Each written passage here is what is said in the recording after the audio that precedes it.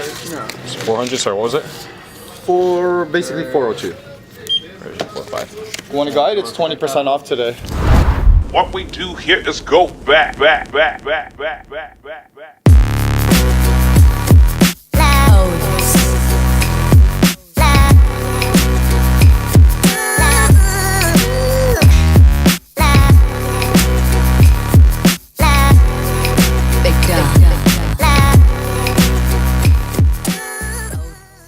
Hey, what's good everyone, CzarDB here, and after disappearing for about 4 months, I am temporarily back.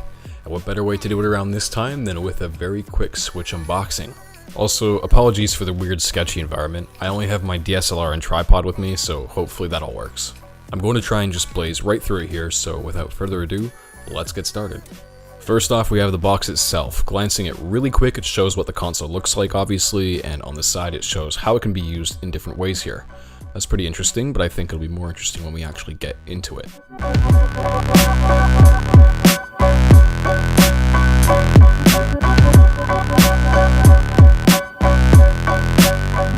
So the first thing that we get to pull out here is the tablet.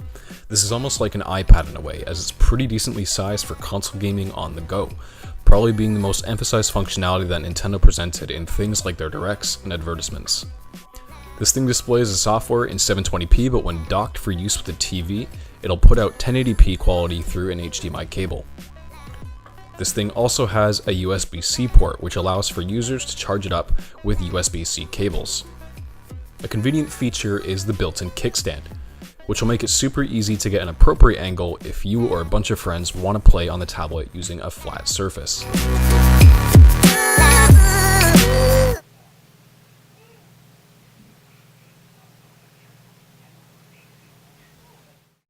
Storage is an interesting thing here.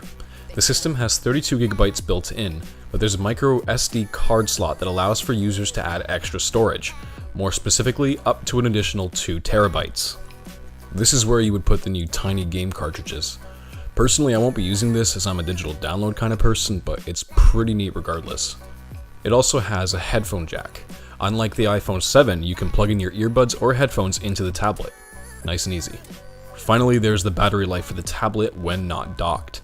Apparently, it can last up to 3 hours when playing processor-heavy games like The Legend of Zelda Breath of the Wild, and potentially up to 6 hours when playing simpler games.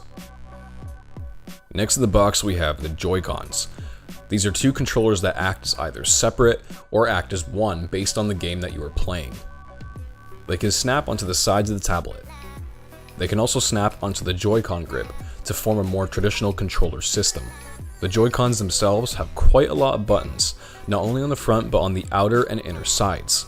These include the LR and ZLZR buttons, the minus and plus buttons, the left and right stick, the directional and ABXY buttons, the home button, the capture button used to capture an image during a game, the SL and SR buttons as a pair on each Joy-Con, and the sync buttons.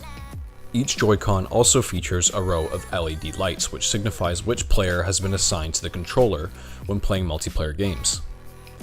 Finally, the Joy-Cons also have infrared motion cameras to perform similar functions to that of the Wii Remote. The Joy-Cons have a battery life of about 20 hours, but can be left attached to the dock switch to charge. These are the Joy-Con straps, which make it so that you don't accidentally throw them somewhere when in use, and also allow for easier pressing of the SL and SR buttons on the inner edge of the Joy-Con. To remove the strap, just hold the little black button below one of the Z triggers. It takes a little bit of force to do, so don't be afraid to pull it out slightly hard. Next is the dock. This is where you can let your tablet rest, emit a signal to your TV, and let it charge all at the same time. A big thing that I really love about this is the compartment in the back that has an AC adapter port, an HDMI out port, and a USB port. You can plug all these things in, then fish the wire out of the spare hole on the side, and then close the lid to keep things clean around the console. There's 2 additional USB ports on the side, which is also very nice to have. Finally, you can use the space in the middle to hook up your tablet up for charge, and to emit a signal towards whichever TV or monitor you plug the dock with.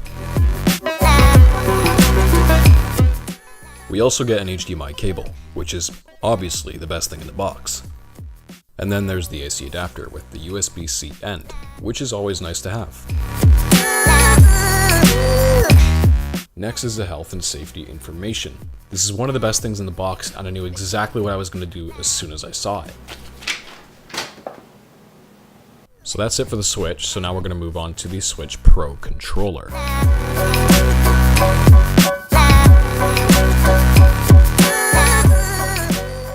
The Pro controller comes with a USB charging cable. I'm actually really happy about this, so I can just play with a wired controller instead of having to worry about battery.